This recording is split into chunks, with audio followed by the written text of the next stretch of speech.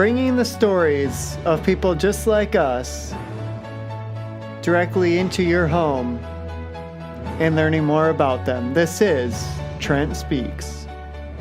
Gosh, isn't this music just so inspirational? I tell you, I love listening to this music. I could listen to this all day.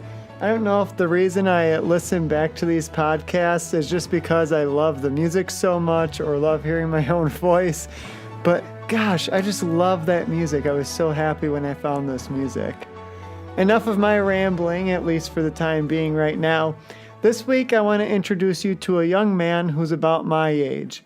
This young man lives in Michigan currently, and his name is Brendan Kudla. Brendan is a friend of mine who I started working with at Ferris State University.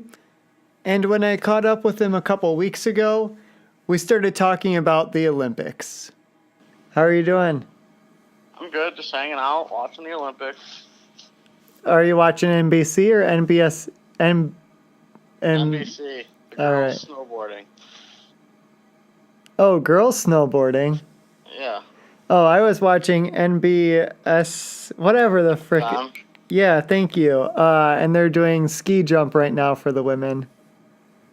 Oh, this one's the 17-year-old girl that's supposed to be really, really good. Brendan went on to share with me that there are no NHL players in the Olympics this year. So I asked him about it and his thoughts on it all. Yeah, there used to be NHL guys in it all the time, but for some strange reason, the NHL decided they didn't want their guys playing in it because they have to take like 2 weeks off during the season for the Olympics. Okay.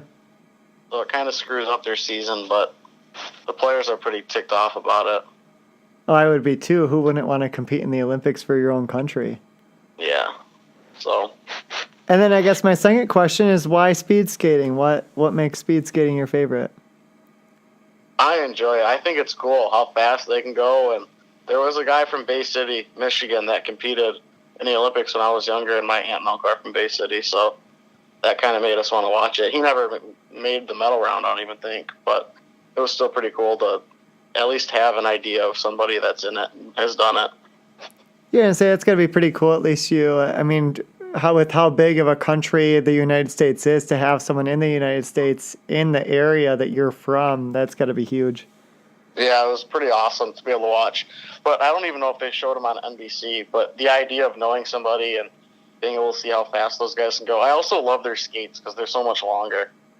Did you know Apollo Ono actually went to Northern Michigan? Well, not went to Northern Michigan, but he competed at Northern Michigan because they actually have an Olympic-sized sheet of ice, but they can't do any Olympic trials anymore because there's a Olympic requirement that you need to put padding on the boards, and that would be too expensive for the university. That's funny. No, I didn't know that. He's from Utah, isn't he? Oh, I don't know where he's actually from. After a few seconds of silence, Brendan came back as he was looking up the answer. He's from Washington. Washington and Utah aren't even close. Yeah, you're right. They're not like a state or two away. Oh, wait. They're really not, or they are? They are. Oh, I didn't know that. Obviously, I don't know my geography. And it's true, I didn't know my geography. At Ferris, we would sometimes give a presentation to our prospective students, and we would have a map that would show where students are coming from all over the United States. I was calling one state on the East Coast, North Carolina, for a solid 6 months. It wasn't until I had to go look at something in the fact book one day that I realized that's West Virginia. And no one once corrected me during the presentation or said after the presentation, hey, that's not North Carolina. So either people... I thought you were joking. Well, I would say either people believe that that's actually North Carolina because they also don't know their geography, or they're just like, what an idiot, and never wanted to correct me. I use half your jokes still in the presentation. Oh, that's good to hear. What do you still use? The pound sign, hashtag. There, Brendan is referring to the first slide where there is a hashtag something. I don't know, we'll say hashtag word. And so I would always say, Parents, this is referring to the pound sign on the telephone. So you could pound sign word or hashtag word, whichever language you want to use. What else do I use? I'm trying to think of which ones are your jokes and which ones are mine. The what is this for the map? Did you ask that question? Yeah, where it's Yep, you're trying to get them to say just a map of the United States. Yep, I use that all the time. Yep. Let me just go through the slides. I got to think about what else. Oh my gosh. I bet you still use your Grand Valley exit one. Oh, yeah, absolutely. I do use that. I open up with that one all the time. It's either Grand Valley Central or Michigan State. I do change it up a little bit. Brendan was referring to the joke that he has where he says, oh, I guess you've missed your exit for fill-in school here and ended up here at Ferris instead. You made the better choice. Something along those lines. Add a little bit of variety in case they're visiting a second time, huh? Well, not only that, but I look at where they're coming from. Okay. So if the majority of the people are West Siders, then I throw out Grand Valley. But if they're a bunch of East Siders, I'll throw out Central or Michigan State. Okay, that's fair. Change it up a little bit. I'm trying to think of what else. The map of the United States is one of my favorites. Yeah, that was always a fun one. Because no one ever laughs. It never hits, but I still enjoy it. That's right. A lot of those jokes didn't actually hit, but it's really just for your own entertainment to make the job fun, essentially. Exactly. Because I throw out the pound sign one all the time, and if that thing hits, then I know that group's gonna laugh at everything. But usually it doesn't. I say, well, that joke never hits, but I still try. Don't worry about it. And then you get a couple laughs. Well, and a lot of it is just gauging the crowd that you have to see what they're going to do, because then you know how they're going to be at lunch potentially, though the presentation was never a good measure of lunch. After reminiscing on our time together working at Ferris, we decided to jump back to the conversation on the Olympics. What is your least favorite sport, or do you have one that you really don't care to watch at all in the Olympics, where you say, all right, I'm going to change the channel now, or this is too boring for me and I'm just going to work on homework or something? Not a big figure skater. I think what they do is amazing. I don't think I could ever imagine jumping and twisting 3.5 times for a triple axel, basically, just on my feet on the ground. But for some strange reason, figure skating just doesn't get me going. I'll be doing homework and I'll follow it, and if American's up, I'll stop. But if they don't got the red, white, and blue on, I'm probably not going to give them the time of day. That's super interesting to me that you stick with the ice. So you like the speed skating, but you don't like the figure skating. I think it starts, so I grew up in Fraser, Michigan, and we had a pond in my backyard.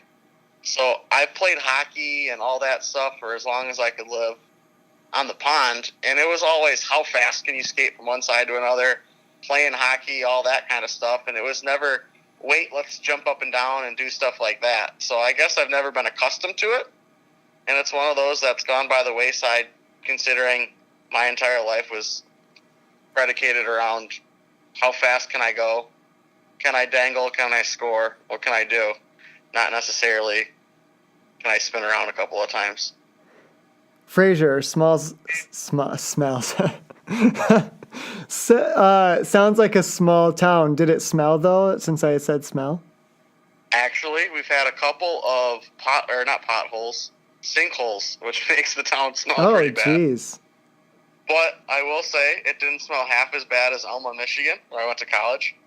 Elma is notorious for its odor because there are CAFOs right down the road, and when the wind blows the right way on that brisk spring morning or nice little summer day, it absolutely reeks of cow poop.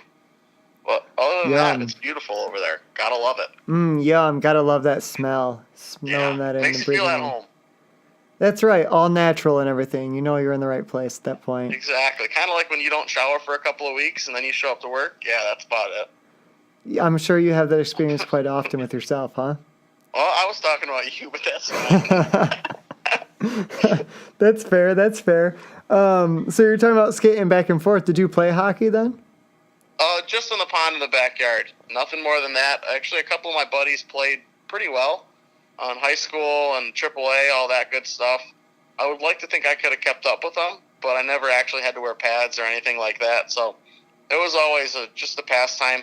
After school, pick up a couple of $5 hot and ready pizzas, go in the backyard and play till the sun sets. Some nice hot and sweaties, basically, huh? Hot and sweaties is an understatement. Homework was always an afterthought, and I think that reflected in my grades, but that's okay. You got to win some and you lose some. Hey, you know what? You made it through college, and now you're working in the real world, right? I graduated in 4 years, and for some strange reason, I'm getting a master's, so it is what it is. You know what? That's all right. At least you're continuing on your education and everything. Trying to pick up that GPA. Don't drop that GPA. Hey, don't drop that GPA. All right, so you didn't play hockey. Did you play any sports or anything? It sounds like you were quite active.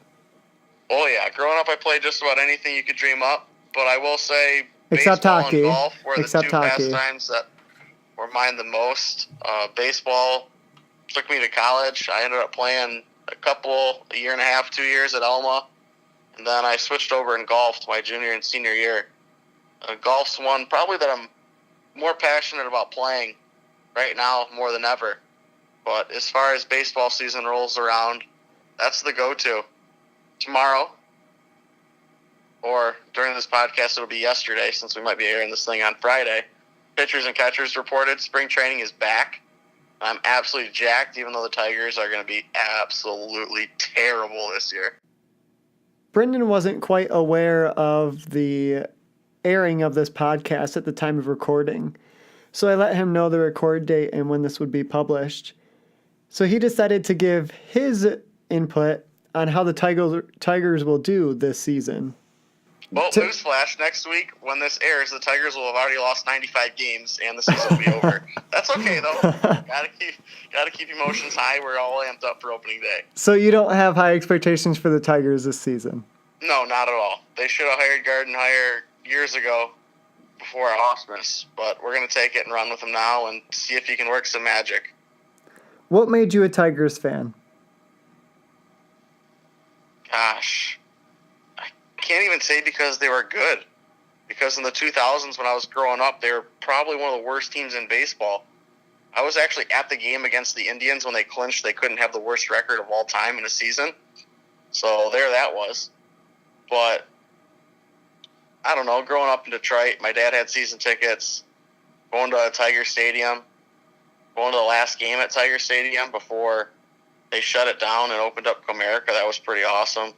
Just being a baseball fan in general and being able to pick up all the utility guys pretty much during my lifetime have been my favorite players for the Tigers. So riding with the guys that aren't necessarily the best only enticed that when it was the Shane Halters, the Don Kellys, the Andrew Romines, and even throwing a little Ramon Santiago for everybody. I don't know. Baseball's one of those that it's always been there for me. And I say that because, 162 days a year the games are going on. It gives you something to do at 7 o'clock every night and something you could lean on. So basically a part that it's always there for me, and it was a game I fell in love with and I was pretty good at too. Brendan, you talked about going to the last game at Tiger Stadium. How old were you? Oh, wow. That game was 1999, so I was 6 years old. Do you remember at all the emotions or what it felt like being at that final game in Tiger Stadium? Oh, it was electric. I know the Tigers weren't very good, but Robert Fick hit one outside of the whole stadium onto the street. I remember picking up dirt and throwing it in Ziploc bags for as long as we could after the game. And everybody was running on high, adrenaline-wise. Mark Friedrich came out before the game even started. It's all kind of a blur. It's not one of those where I remember every little instance, but there are moments here and there that you think about, you get a little bit of nostalgia just thinking about it, remember that time with the family. Brendan, you mentioned a little bit earlier that you played baseball in college and everything. Did you play baseball in high school? Yeah, so I played for De La Salle Collegiate High School in Warren. We had a pretty good team. They actually won states my sophomore year. I was on JV.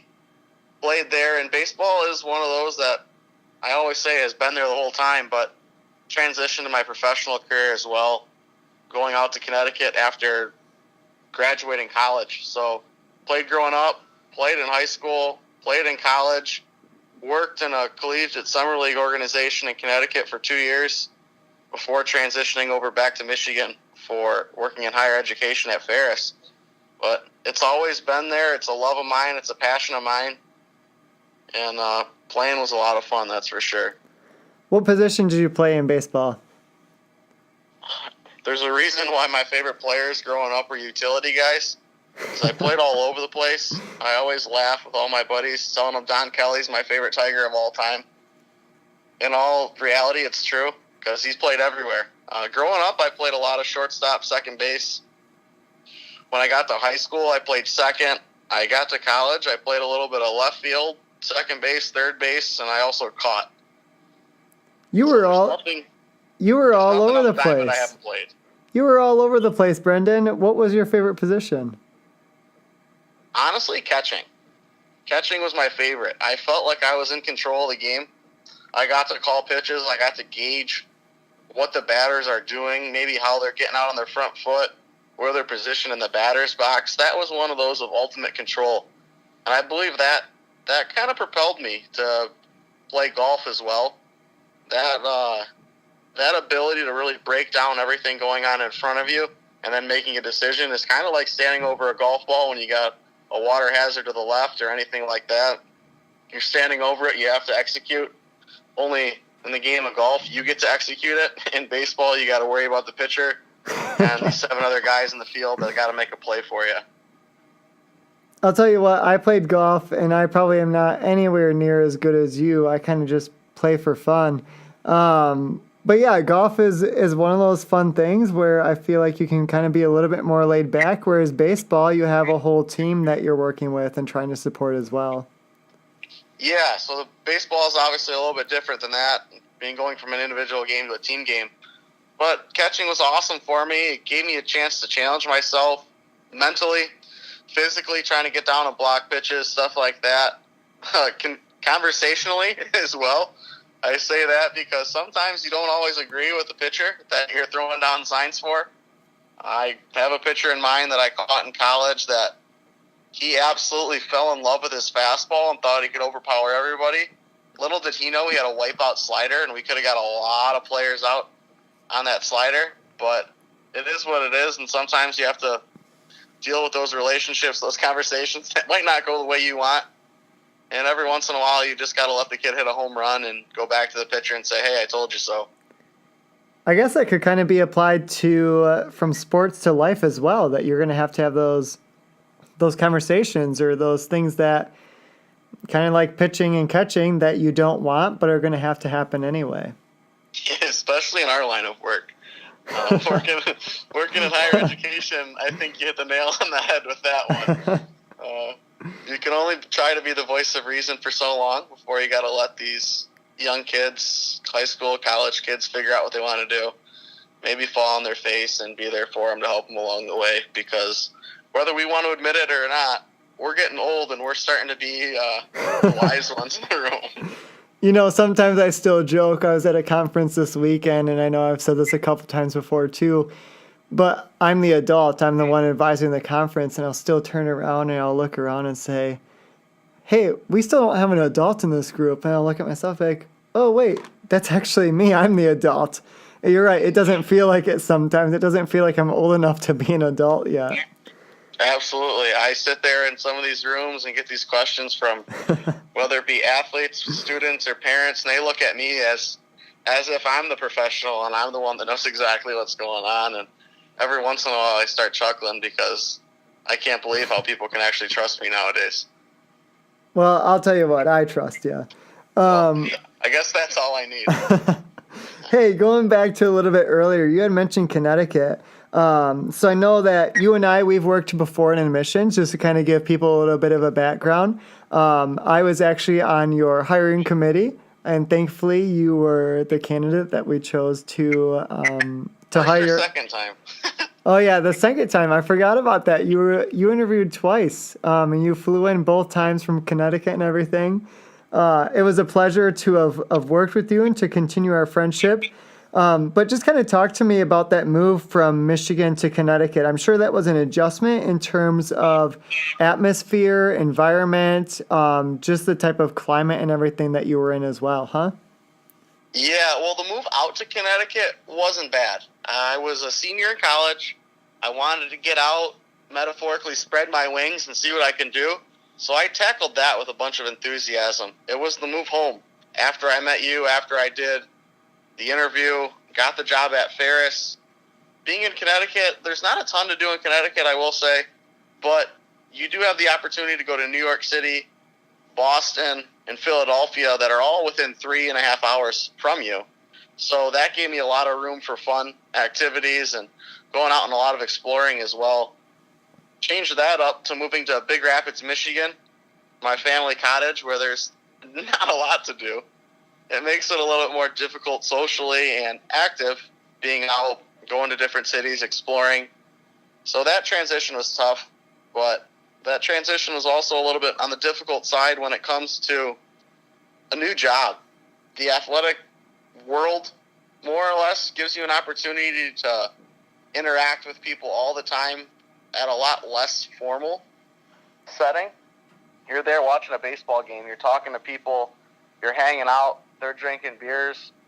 Instead of that, when you get to higher education, you're trying to mold young minds and also try to get people to find out what direction they want to go with their academics and their careers. It was a completely different setting, honestly a complete 180, but it is one of those that is a lot of fun for me. It was a difficult challenge in the beginning to switch up not only the atmosphere, but the vernacular, the language that was being used, the relationships that you had, and changing them up to pretty much to a complete 180.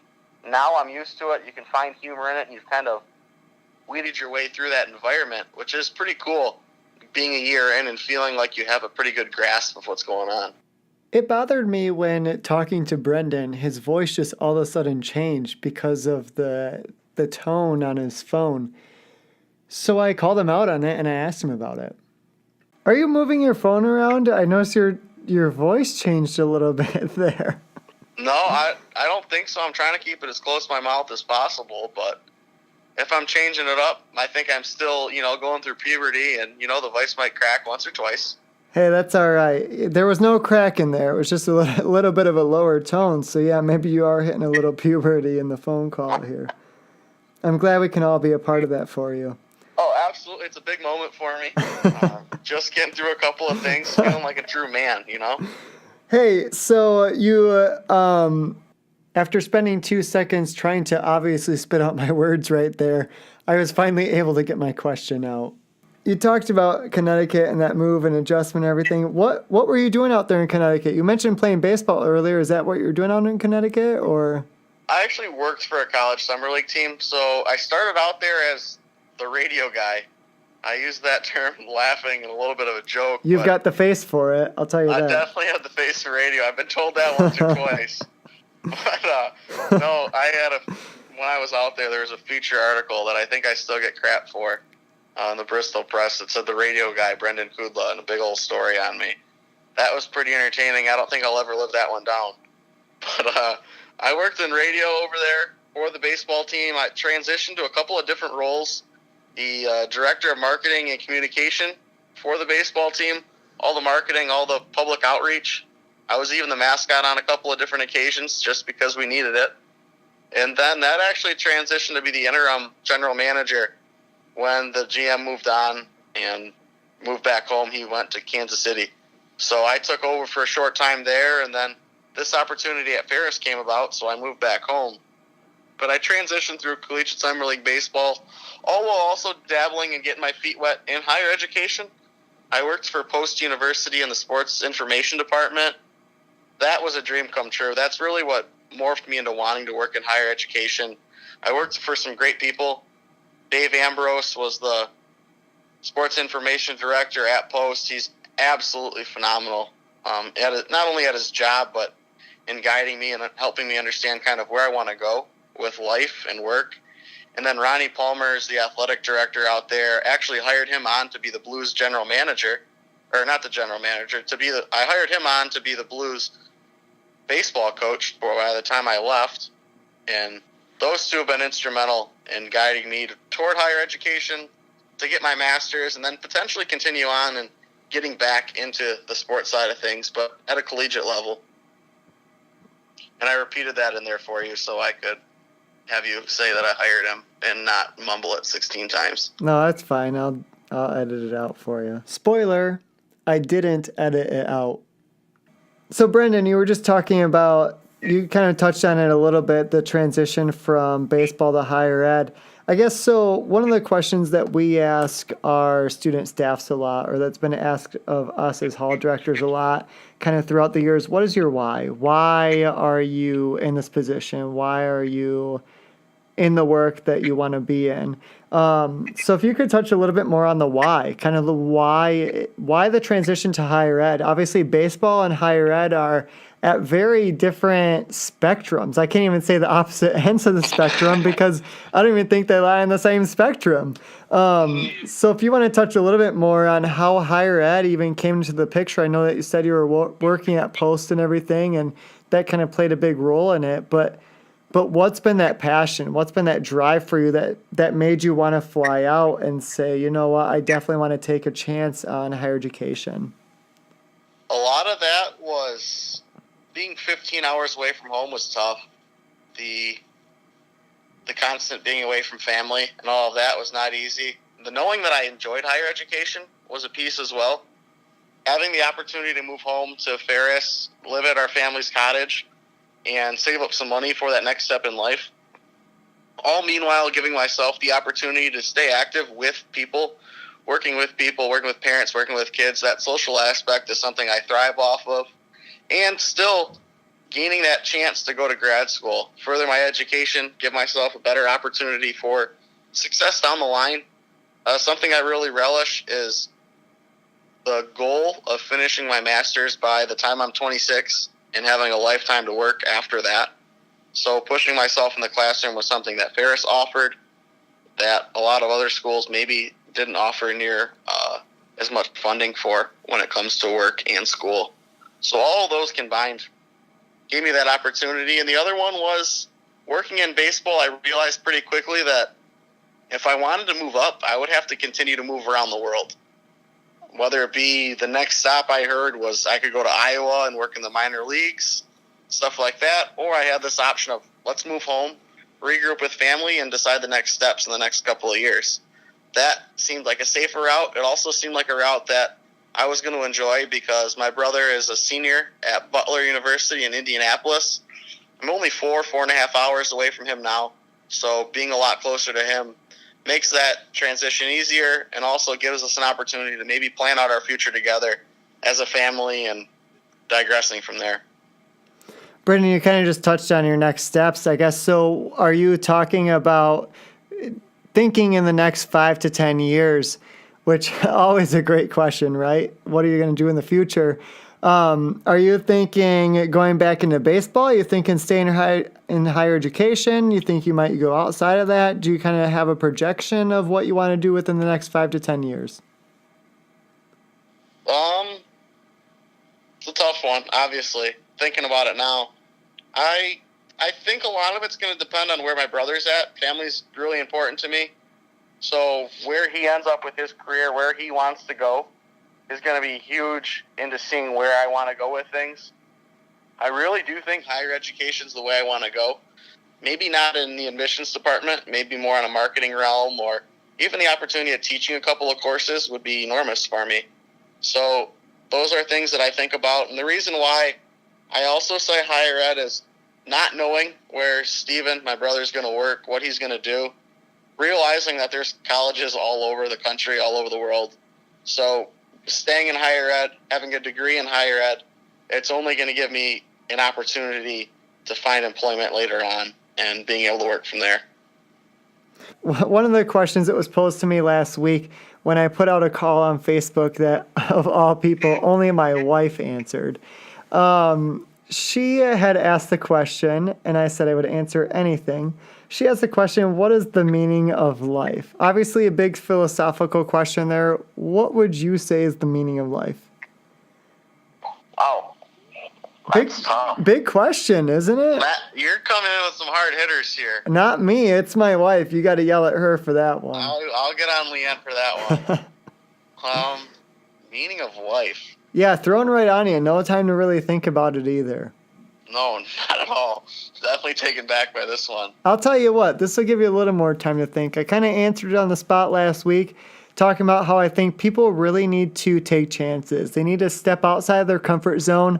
And I'm really getting sick of people not being their self because they're afraid of what other people are going to think of them and having others' thoughts kind of holding them back from truly being themselves. I think that, to me, is the meaning of life, that people actually need to just start expressing themselves.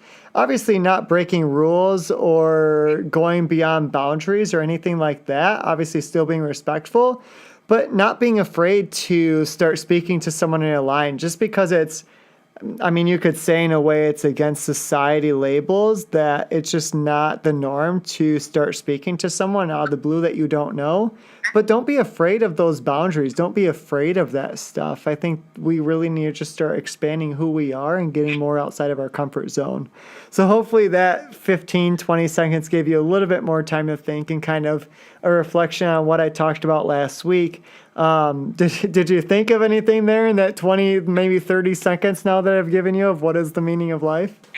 Yeah, I think I want to parlay a little bit off what you said, is being yourself, finding enjoyment, being happy, being able to approach others. And I guess I'll hark back to a little bit of religion for you also, is not only finding happiness with yourself, but making disciples of others, finding good in everything you do.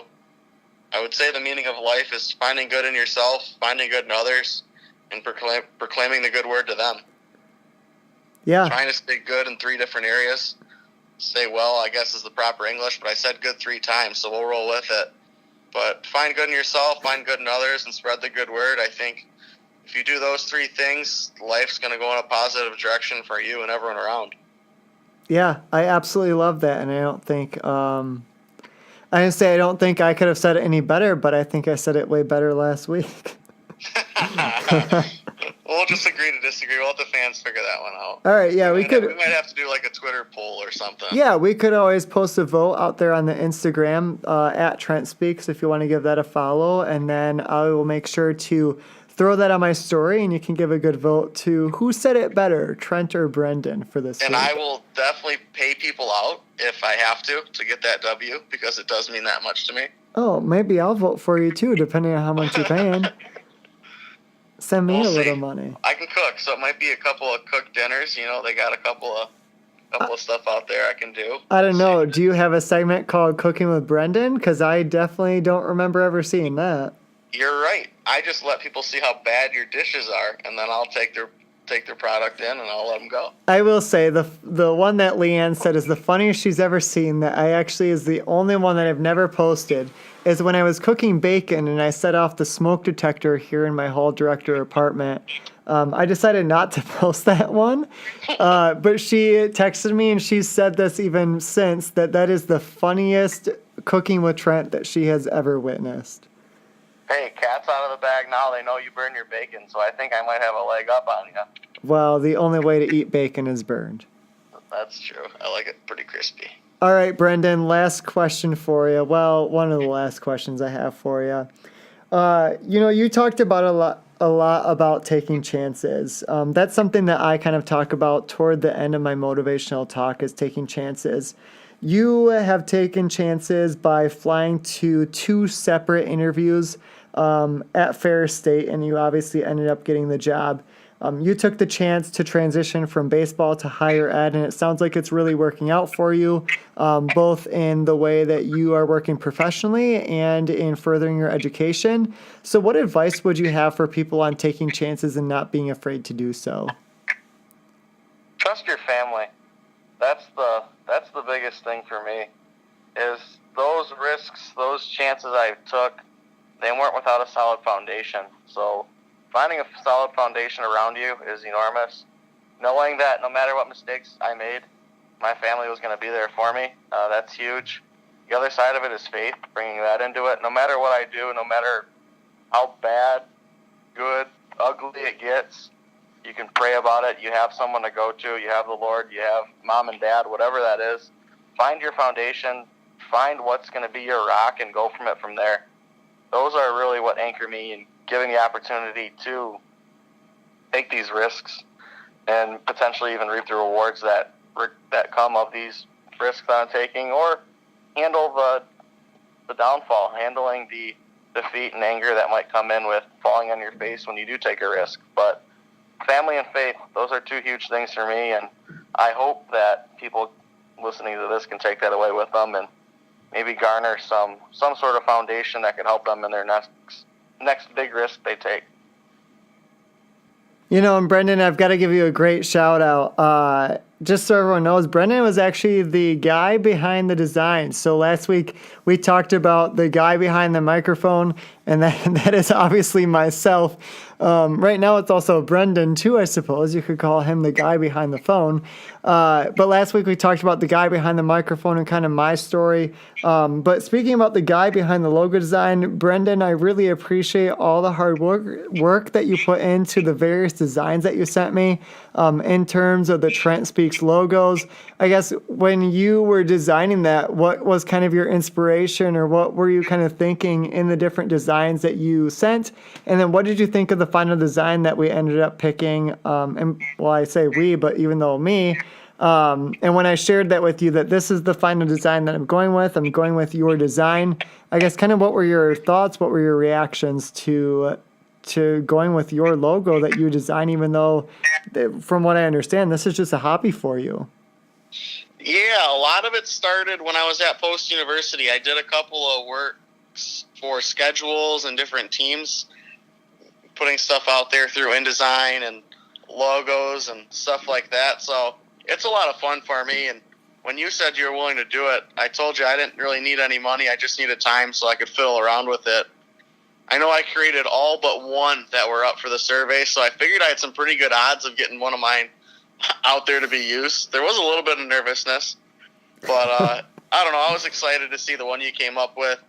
We had a lot of fun going back and forth, trying to figure out what the best fit for you would have been and where you wanted to go with your logo in the future.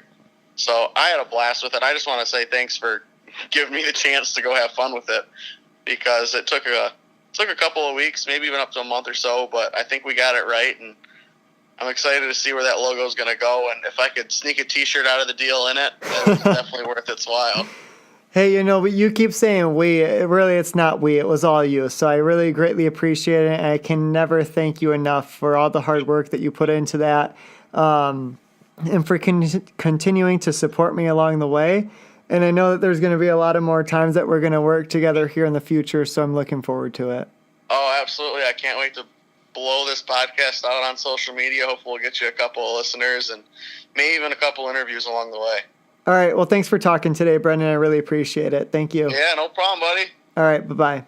I thoroughly enjoyed my time this week, getting to spend some time with Brendan on the phone and get to talk with him and catch up and have him share his story. I think that we were able to learn a lot from his story, kind of his transition from baseball to higher education.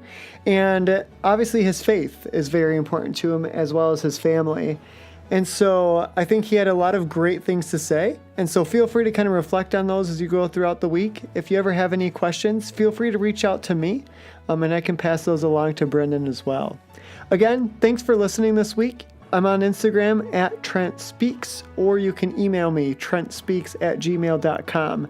If you have a great story to share, or you know someone who has a great story to share, have them shoot me a message on Instagram or in my Gmail, trentspeaks@gmail.com, because I would love to connect with them and have them share their story on this podcast. Thank you, and until next time, I'll see you guys next week.